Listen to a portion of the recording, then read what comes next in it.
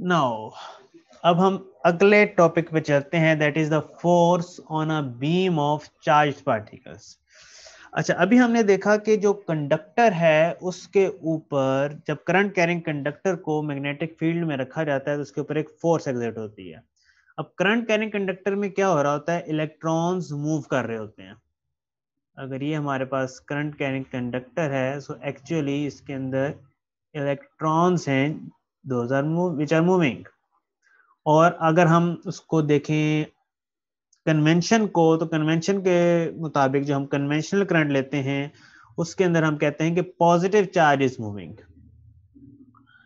अच्छा, अब जब ये कंडक्टर के ऊपर लग रही होती है फोर्स, तो एक्चुअली क्या होता है कि this force actually exerts on these charges. जब सारे चार्जेस के ऊपर फोर्स लगती है तो charges are in the conductor, तो उसके ऊपर एक फोर्स लगती है। तो अगर हम सेपरेटली चार्जेस को ले लें, कोई बीम ऑफ चार्जेस हो, बीम ऑफ इलेक्ट्रॉन्स हो, सेपरेटली चार्ज मूव कर रहे हो, तो व्हाट डू यू थिंक, उनके ऊपर भी फोर्स लगनी चाहिए ना। बिकॉज अगर वही चार्जेस कंडक्टर के अंदर हैं तब उन पे फोर्स लग रही है, तो जब वही चार्जेस कंडक्टर के बाहर मूव कर रहे हैं तो उनके ऊपर भी फोर्स लगेगी। तो now we have to study about that force which is exerted on a beam of charge particles. These charged particles may be negatively charged particles और पॉजिटिवली चार्ज पार्टिकल्स।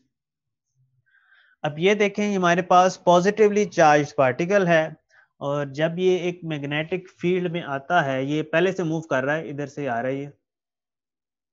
जब ये मैग्नेटिक फील्ड में आता है तो इसके ऊपर एक फोर्स एक्सर्ट होती है। अब इस फोर्स की डायरेक्शन आप कैसे फाइंड करेंगे, same Fleming's left hand rule से। उसके अंदर भी हमने देखा था कि हमने करंट की डायरेक्शन ली थी। करंट की डायरेक्शन क्या होती है, वो डायरेक्शन जिसके अंदर पॉजिटिव चार्ज मूव कर रहा होता है। यहाँ पे हम सेम डायरेक्शन वो लेंगे और फ्लेमिंग्स लेफ्ट हैंड रूल इस पर अप्लाई करेंगे।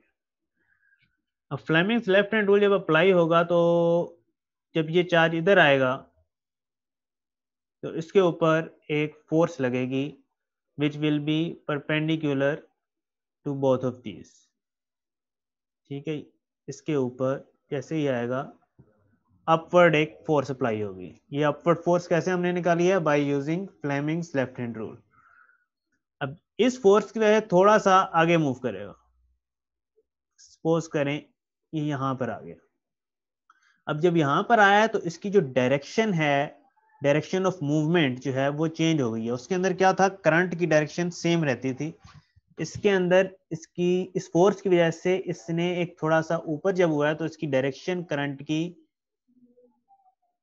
चेंज होके ऐसे हो गई है। पहले ये बिल्कुल हॉरिजॉन्टल थी, अब थोड़ी सी टिल्ट हो गई है। सो अब नया फ्लेमिंग्स लेफ्ट हैंड रूल जब आप अप्लाई करेंगे, this will be the force, this will be the direction of motion, this is the magnetic force, magnetic field.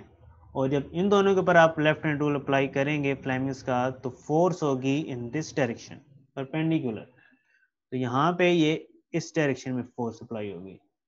इसी तरीके से जब ये चार्ज इधर आएगा तो इस डायरेक्शन में अप्लाई होगी, और ये यहाँ पे आएगा तो ये इस डायरेक्शन में अप्लाई होगी। और ये जो ये बन रहा है, इस फोर्स की वजह से हमारे पास एक सर्कुलर ट्राइजेक्टरी बन रही है।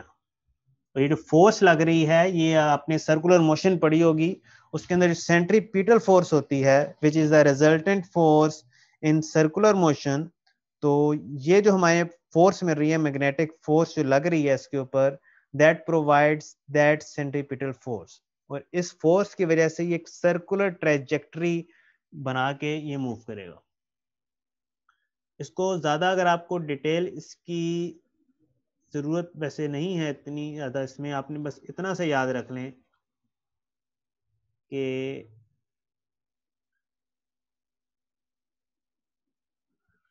जब ये इधर आ रहा हो तो आप इसको रूल अप्लाई करें, Fleming's left hand rule apply करें, आपको पता चलेगा कि जो डायरेक्शन ऑफ फोर्स है दैट इज अपवर्ड्स। सो यहां से आप फिर आगे स्टेट करते हैं कि it will move upwards in a circular trajectory. ठीक है जी, positive charge is deflected upwards in a circular path. यहाँ पे सर्कुलर पाथ को मेंशन आपने जरूर करना है, बिकॉज ये सर्कुलर पाथ बना के ऊपर जाएगा। ये ऐसा नहीं होगा कि इधर आए और इधर मूव करना शुरू कर दे direct, it will move in a circular path. अच्छा, अब I have a question from you that what will happen if there is a negative charge। यहाँ पर हमारे पास पॉजिटिव चार्ज की बजाय अगर नेगेटिव चार्ज होगा तो फिर क्या होगा? फिर आप कैसे रूल अप्लाई करेंगे, फ्लेमिंग्स लेफ्ट हैंड रूल, और क्या डायरेक्शन होगी फोर्स की? Okay, very good, it will move downwards. अब उसके अंदर आपने कैसे निकाला? जब ये उसके अंदर आप करेंगे in case of negatively charge particles, तो आपको पता है कि जो करंट की डायरेक्शन है that is opposite to the direction in which electrons flow. तो अब नेगेटिवली चार्ज पार्टिकल्स हमारे फ्लो कर रहे हैं टुवर्ड्स राइट, तो हम जो फ्लेमिंग्स लेफ्ट हैंड रूल जब अप्लाई करेंगे तो हमने मूवमेंट लेनी है टुवर्ड्स लेफ्ट। तो मूवमेंट हम टुवर्ड्स लेफ्ट लेके फ्लेमिंग्स लेफ्ट हैंड रूल जब अप्लाई करेंगे तो हमें पता चलेगा कि जो फोर्स है that is downward, and due to this downward force this negatively charged particles will deflect downwards in a circular path। again यहां पर भी सर्कुलर पाथ के अंदर डिफ्लेक्ट होगा। अच्छा जी, now if we change the direction of if we change the direction of magnetic field, so what will happen to the direction of force? so ये आप देखें, डायरेक्शन ऑफ फोर्स रिवर्स हो जाएगी if we change magnetic field direction. इधर it is into the page, यहां पर out of the page आ गई है, तो डायरेक्शन ऑफ फोर्स रिवर्स हो जाएगी।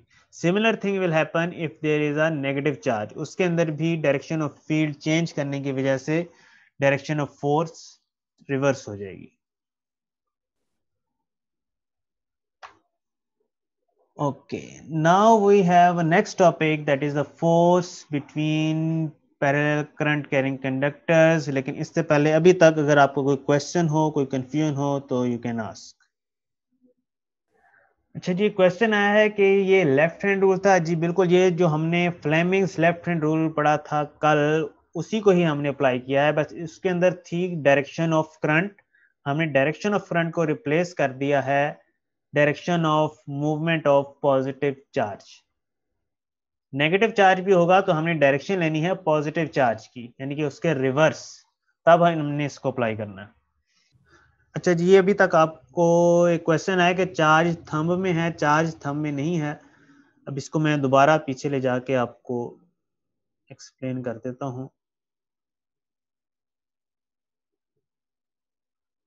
Yesterday we studied this one, उसमें मैंने आपको बताया था जो याद रखने की चीज है, there are three things, thumb, first finger and second finger. अब इसके अंदर से मुझे ये बताएं कि ये तीन जो आपके पास उंगलियां हैं विद अ थंब, इनमें से सबसे ज्यादा फोर्स आप किससे एग्जर्ट कर सकते हैं? सबसे ज्यादा फोर्स आप किससे एग्जर्ट कर सकते हैं? थंब से, फर्स्ट फिंगर से, या सेकंड फिंगर से? थंब से। सो थंब से आप सबसे ज्यादा फोर्स अप्लाई कर सकते हैं, तो यहां से आप याद रखें कि जो थंब है that represents force. Now this finger, this is known as first finger और फोर फिंगर।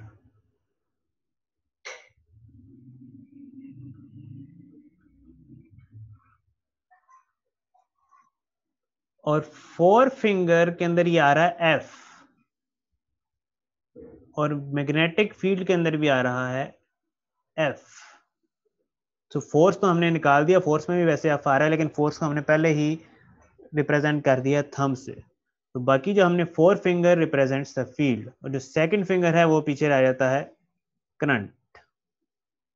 सो जो आपका चार्ज होगा that will be in the second finger. Charge की जो मोशन है वो रिप्रेजेंट करेगी सेकंड फिंगर। ये वाली ऊपर मोशन लिखी हुई है विच इज थंब, ये वो मोशन है जो कि फोर्स लगने की वजह से चार्ज मूव करता है, या जो कंडक्टर के ऊपर फोर्स लगती है, जो कंडक्टर मूव करता है, ये उसकी मोशन है। लाइक इसके अंदर आप देखें ये पहले मूव कर रहा है टुवर्ड्स राइट, जब आप फ्लेमिंग रूल अप्लाई करेंगे तब तो ये इधर ही मूव कर रहा है। सो इट विल रिप्रेजेंट, वो second finger will represent this one, और जब ये वाली फोर्स लगेगी तो जो चार्ज इस तरफ मूव कर रहा है, इसमें तो सर्कुलर पाथ लग रहा है, लेकिन जो फोर्स है that will be thumb. Clear?